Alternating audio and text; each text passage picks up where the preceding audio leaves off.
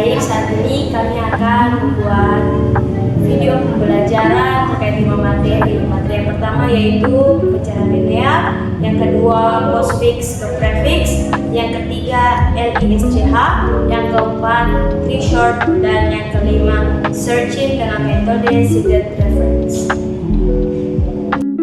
Baik, saat ini saya akan menjelaskan tentang pencarian linear.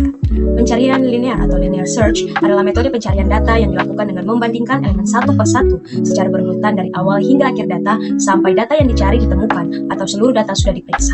Metode ini merupakan algoritma pencarian paling sederhana dan mudah dipahami. Pencarian linear atau linear search tidak memerlukan data yang terurut. Nah, cara kerja yang pertama adalah tentukan data yang akan dicari atau kunci. Bandingkan kunci dengan elemen pertama. Jika sama, berarti data ditemukan. Jika tidak, kita lanjut ke elemen berikutnya. Ulangi hingga data ditemukan atau data habis.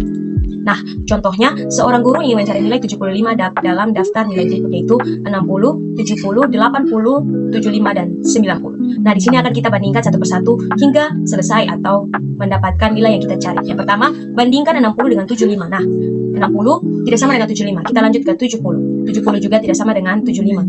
80 juga tidak sama dengan 75. Nah, yang keempat, 75. 75 sama dengan 75, berarti nilai 75 ditemukan pada indeks ketiga. Kelebihan dan kekurangan. Kelebihannya yaitu mudah dipahami dan diimplementasikan, tidak membutuhkan data terurut, cocok untuk data yang berukuran kecil atau sedikit, fleksibel untuk berbagai tipe data. Kekurangannya yaitu lambat untuk data berukuran besar, kompleksitas waktu, dan tidak efisien dibanding algoritma lain seperti binary search. Kesimpulannya adalah pencarian linear adalah algoritma pencarian dasar yang bekerja dengan cara mengecek setiap elemen secara berurutan. Walaupun sederhana dan mudah dipahami, metode ini kurang efisien untuk data besar. Berikut adalah notasi postfix ke prefix. Definisi postfix dan prefix. Prefix adalah cara menulis ekspresi matematika dengan operator hidupan angka. Contoh 1, 2, 2, 4 dengan operator kali, bagi, dan tambah. Sedangkan postfix adalah cara menulis ekspresi dengan operator di belakang angka. Keduanya dipakai di komputer untuk mempermudah perhitungan tanpa tanda kurung. Berikut adalah algoritma postfix ke prefix. Untuk pengerjaan postfix, mencari operator dimulai dari operator terkiri sebagai berikut. Yang pertama, cari operator ke-1. Ambil 2 operan sebelumnya. Yang kedua, cari operator ke-2. Ambil 2 operan sebelumnya. Yang ketiga, cari operator ke-3. Ambil 2 operan sebelumnya. Berikut adalah algoritma evaluasi nilai notasi prefix. Yang pertama, buatkan tumpukan kosong. Yang kedua, ulangi langkah berikut sampai elemen habis. A. Ambil elemen 1 dari aritmatika. B. Jika elemen itu adalah operan, masukkan ke dalam tumpukan, dan jika operator, maka keluarkan 2 nilai teratas dari tumpukan. Lalu hitung dengan operator yang bersangkutan. Hasilnya, masukkan ke tumpukan. Jika tidak ada 2 operator dalam tumpukan, maka ada kesalahan pada notasi tersebut. Yang akan kita ubah ke prefix. Langkah pertama, ambil kali sebagai operator pertama, dan juga ambil 2 operan sebelumnya kali, yaitu 2 dan 4. Kemudian langkah selanjutnya, ambil bagi sebagai operator kedua, dan untuk operan sebelumnya yaitu 2. Setelah itu ambil tambah sebagai operator selanjutnya, dan juga ambil 1 sebagai operan sebelumnya. Jika sudah, kita akan memasukkannya ke dalam evaluasi tumpukan kosong. Maka kita masukkan elemen-elemen dari aritmatika tersebut.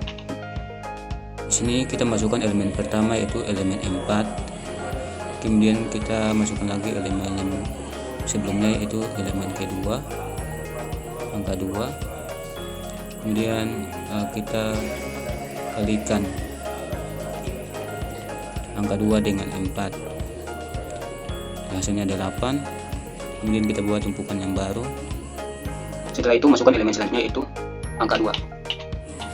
Dan kita bagikan dengan elemen yang sebelumnya itu 8. Jadi 2 bagi 8 sama dengan hasilnya 4. Selanjutnya kita masukkan elemen berikut yaitu 1, dan kita tambahkan dengan elemen sebelumnya itu 4, jadi hasilnya 5. Berikut adalah kelebihan dan kekurangan postfix dan prefix. Notasi postfix mempunyai kelebihan kekurangan, tidak butuh tanda kurung dan bisa dihitung dengan cepat menggunakan stack. Itu sebabnya sering dipakai di kompilator dan interpreter. Tapi bagi manusia notasi ini agak sulit dibaca karena harus paham urutan operasinya.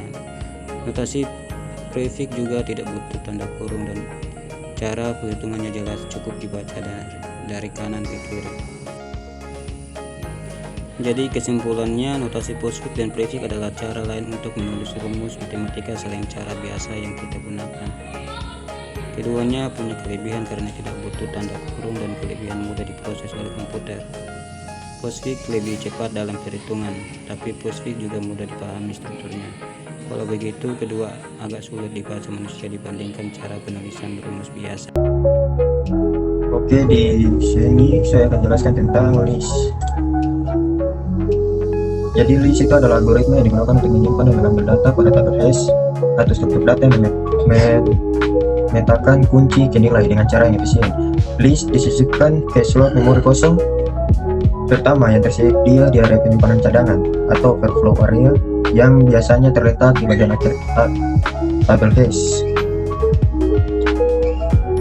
Tumpukan atau closing terjadi ketika fungsi hash memetakan dua kunci data berbeda ke alamat memori yang sama. Untuk mengatasi closing hashing, menyimpan data yang bertumpukan di slot kosong lain dalam tabel hash yang sama dihubungkan oleh sebuah pointer. Metode let standard insertion secara spesifik menegaskan bahwa sinonim baru disisipkan di lokasi kosong pertama yang tersedia, biasanya di bagian akhir tabel atau area penyisipan, dan kemudian pointernya diperbarui untuk bergabung dengan rantai sinonim. Tujuan utama list adalah menyediakan cara yang relatif sederhana untuk menyimpan sebuah data yang bertumbukan dalam tabel hash utama. Algoritma list itu ada 4. Yang pertama itu hitung alamat. Guna fungsi hash untuk menghitung alamat H atau K untuk kunci dengan data yang baru. 2. Periksa tumpukan, periksa alamat hash atau kunci. Itu jika kosong, simpan data langsung di alamat H. Atur pointer di lokasi tersebut ke 0 atau minus 1 dikurangi 1. Jika sudah terisi atau tumpukan terjadi, lakukan langkah 3 dan 4. Langkah 3 itu cari slot yang kosong. Cari slot kosong pertama yang tersedia di area penyisipan. Biasanya dimulai dari akhir tabel dan bergerak mundur atau menggunakan pointer khusus untuk slot kosong berikutnya.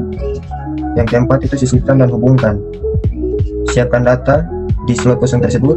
Atur pointer di lokasi I ke 0, kembali ke H. Langkah berikutnya itu kembali ke alamat H atau alamat yang bertumbukan dan perbarui pointer yang menunjukkan ke slot baru. Contohnya itu kita akan menyisipkan rekaman dengan kunci 38, 51, 40, 61, 83, 24, dan 60 ke dalam berkas dengan kapasitas 11. Maka cara penyelesaiannya itu langkah pertama berkas masih kosong. Langkah kedua itu kita sisipkan rekaman dengan kunci 38 langsung di tempat di alamat 5 sesuai dengan home address, mengingat alamat tersebut masih kosong. Rekaman dengan kunci 51 langsung ditempatkan di alamat 7 sesuai dengan home address, mengingat alamat tersebut masih kosong. Rekaman 40 tidak dapat ditemukan di alamat 7 sesuai dengan home address, mengingat alamat sudah ditempatkan oleh 51 yang lebih dulu datang ke lokasi yang masih kosong dengan alamat yang paling besar adalah 10. Sehingga yang 40 ditempatkan di alamat tersebut. Petunjuk pada medan penghubung yang berada di alamat 7 ditunjukkan ke 10. Yang berikutnya yaitu rekaman dengan kunci 61 langsung ditempatkan di alamat 6 sesuai dengan home address, mengingat alamat tersebut masih kosong. Rekaman dengan kunci 83 tidak dapat ditempatkan di alamat 6 sesuai dengan home address, mengingat alamat sudah ditempatkan oleh 61 yang lebih dulu datang. Lokasi yang masih kosong dengan alamat yang paling besar adalah 9, sehingga 83 ditempatkan di alamat tersebut. Petunjuk pada medan penghubung yang berada di alamat 6 ditunjukkan ke 9. Rekaman dengan kunci 24 langsung ditempatkan di alamat 2 sesuai dengan home address, mengingat alamat tersebut masih kosong. Rekaman dengan kunci 60 tidak dapat ditetapkan di alamat 5 sesuai dengan home address, mengingat alamat sudah ditetapkan oleh 38 yang lebih dulu datang. Lokasi yang masih kosong dengan alamat yang paling besar adalah 8, sehingga 60 ditetapkan di alamat tersebut. Petunjuk pada medan penghubung yang berada di alamat 5 ditunjukkan ke alamat 8. Jadi kesimpulan dari list adalah metode penanganan tumbukan dalam tabel hash, di mana data yang bertumbukan atau sinonim disimpan di slot kosong terjauh yang tersedia dan dihubungkan ke rantai sinonim melalui medan penghubung. Ciri khas list mudah diimplementasikan tetapi cenderung menciptakan rantai yang lebih panjang dan fragmentasi yang pada akhirnya memperlambat waktu pencarian.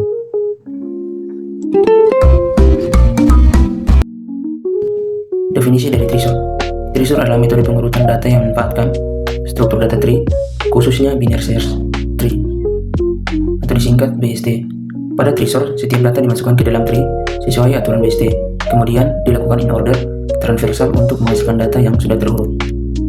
Prinsip data dari Trisor. Yang pertama, menggunakan binary search tree, atau disingkat BST.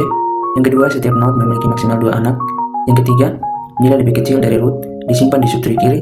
Keempat, nilai lebih besar dari root disimpan di subtree kanan. Yang kelima, proses in order transversal, kiri, akar, dan kanan menghasilkan data terurut secara menarik. Algoritma dari Trisor. Yang pertama, ambil satu dari sebagai root. Yang kedua, data berikutnya dibandingkan dengan root. Yang ketiga, jika lebih kecil, masukkan ke kiri. Yang keempat, jika lebih besar, masuk ke kanan. Yang kelima, ulangi semua data masuk ke tree. Yang keenam, lakukan in order transversal. Dan yang ketujuh, data keluar dalam kondisi sudah terurut.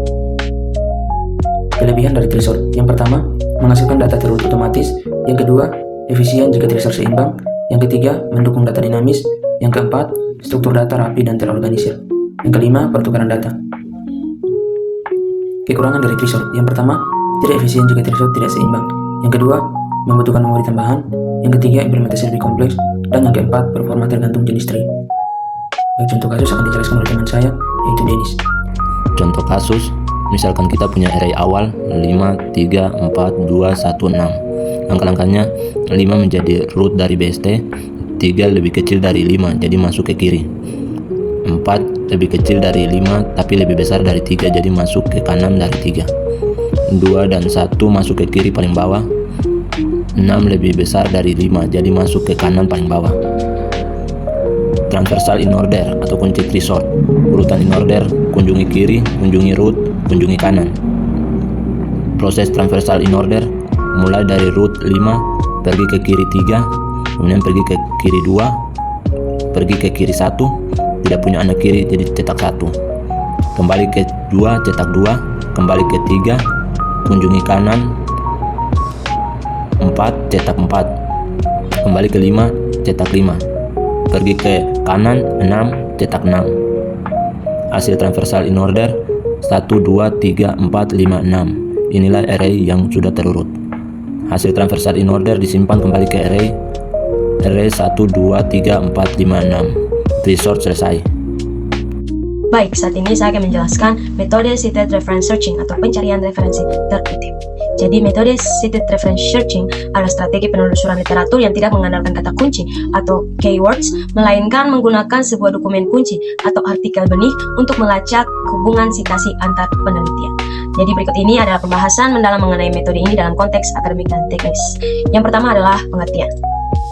Jadi, Cited Reference Searching adalah teknik pencari artikel yang telah mengutip karya ilmiah tertentu yang sudah terbit sebelumnya. Jika pencarian tradisional atau keyword bersifat horizontal mencari apa yang sekarang, metode sitasi bersifat vertikal atau melacak sejarah ke belakang atau perkembangan ke depan. Cara kerja. Jadi, metode ini bekerja melalui dua arah utama dalam garis waktu penelitian. Yang pertama adalah backward citation searching atau footnote casing. Jadi di sini kita melihat daftar pustaka dari artikel yang sedang kita baca, dan ini akan membawa kita ke masa lalu untuk menemukan teori dasar atau algoritma awal yang menjadi inspirasi artikel tersebut. Yang kedua, forward citation searching atau citation tracking. Jadi kita mencari siapa saja yang mengutip artikel tersebut sejak artikel itu diterbitkan. Ini membawa kita ke masa depan untuk melihat bagaimana ide tersebut dikembangkan, dikritik atau diperbaiki oleh peneliti baru. Selanjutnya, cara kerja. Jadi, yang pertama adalah kita pilih satu sheet paper atau benih tadi, yaitu artikel berkualitas tinggi yang sangat relevan dengan kita punya topik atau topik yang kita cari. Yang kedua, gunakan database seperti Google Scholar, Scopus, atau Web of Science. Yang ketiga, klik menu Cited By atau dirujuk oleh untuk melihat daftar penelitian terbaru yang menggunakan artikel tersebut sebagai referensi. Kelebihan dan kekurangan. Di bagian relevansi, kelebihannya adalah kita bisa menemukan artikel yang sangat relevan secara konsep meskipun penulisnya menggunakan istilah berbeda. Nah, kekurangannya yaitu bisa saja menghasilkan terlalu banyak hasil jika artikel sangat populer. Artikel yang kita cari sangat populer. Yang kedua, di bagian evolusi ide, kelebihannya yaitu memungkinkan peneliti melihat perkembangan ide atau algoritma dari waktu ke waktu. Kekurangannya, terkadang artikel mengutip hanya untuk mengkritik atau menyebutkan hal yang tidak relevan dengan fokus kita atau artikel yang kita cari. Yang ketiga adalah efisiensi. Kelebihannya adalah sangat efektif untuk menemukan pemain kunci atau kata kunci atau pakar di bidang tertentu. Kekurangannya itu terbatas pada database yang memiliki indeks citasi kuat atau beberapa jurnal lokal mungkin tidak terdeteksi. Nah, ada strategi namanya per growing. Metode ini sering dikombinasikan dengan teknik per growing, di mana kita mengambil satu mutiara atau artikel bagus, mencari citasinya, lalu dari hasil citasi tersebut kita menemukan mutiara atau artikel bagus baru untuk dilakukan pencarian tema. Baik, kita masuk ke contoh kasus. Jadi di sini kita akan meneliti. Kita ingin mengembangkan aplikasi peta seperti Google Maps yang bisa mencari rute tercepat namun hemat baterai untuk pengguna sepeda listrik. Langkah yang pertama yaitu menentukan seed paper atau benih, mulai dengan algoritma yang paling dasar dan terkenal dalam struktur data graph yaitu Dijkstra EWS tahun 1959 dengan tema A Note on Two Problems in Connection with Crabs. Langkah yang kedua yaitu melakukan backward citation atau melihat ke belakang. Jadi kita membuka daftar pustaka atau referensi di dalam paper Dijkstra tahun 1959 tersebut. Nah, hasil yang kita dapat adalah kita menemukan teori-teori matematika dasar tentang graf yang digunakan Dijkstra. Manfaatnya itu kita memahami pembuktian matematis asli mengapa algoritma ini bekerja. Ini penting agar kita tidak salah logika saat memodifikasi algoritmanya nanti. Yang ketiga, melakukan forward citation atau melihat ke depan. Jadi kita memasukkan judul paper Dijkstra ke Google Scholar atau Scopus, lalu mengklik tombol cited by atau dirujuk oleh. Nah, kita bisa membatasi pencarian hanya untuk publikasi 5 tahun terakhir, atau dari tahun 2021 hingga 2020. Nah, hasil yang kita temukan yang pertama adalah sebuah paper tahun 2022 tentang algoritma. Nah, di sini pengembangan Dijkstra yang menggunakan heuristic agar lebih cepat. Yang kedua, sebuah paper tahun 2024 tentang Construction Hierarchies atau struktur data yang mempercepat pencarian rute pada peta skala besar. Yang ketiga, sebuah paper tahun 2025 berjudul Energy Efficient Pathfinding for Bikes Using Modified Dijkstra. Nah, manfaatnya adalah kita menemukan optimasi terbaru tanpa metode ini dan kita mungkin hanya mentok di algoritma tahun 1959 yang lambat, padahal sudah ada versi tahun 2025 yang jauh lebih efisien untuk kasus kita. Nah, penyelesaian masalah terakhir, kita analisis perubahan atau evolusi. Dari pencarian tersebut, kita melakukan pertimbangan. Jadi, tahun pertama yaitu 1959. Metodenya atau Dijkstra yang original. Nah, keunggulannya kita menjamin jalur terpendek tapi lambat untuk peta di kota besar. Nah, lanjut ke tahun ke-1968. Metode yang digunakan adalah a search. Nah, keunggulannya adalah lebih cepat karena kita menggunakan estimasi jarak atau heuristic. Nah, sekarang di tahun 2025, metode yang digunakan adalah weighted Dijkstra, yaitu keunggulannya mempertimbangkan variabel baterai, nah bukan cuma jarak, dan hasil dari citasi terbaru. Kesimpulannya, jika kita hanya menggunakan keyword search dengan kata kunci aplikasi peta, kita mungkin hanya akan mendapat ribuan hasil yang tidak relevan, seperti cara pakai Google Maps. Namun dengan seeded search reference mengikuti jejak situasi Dijkstra, kita berhasil memetakan sejarah dari teologi dasar di tahun 1959 hingga ke teknologi tercanggih di tahun 2025 secara sistematis.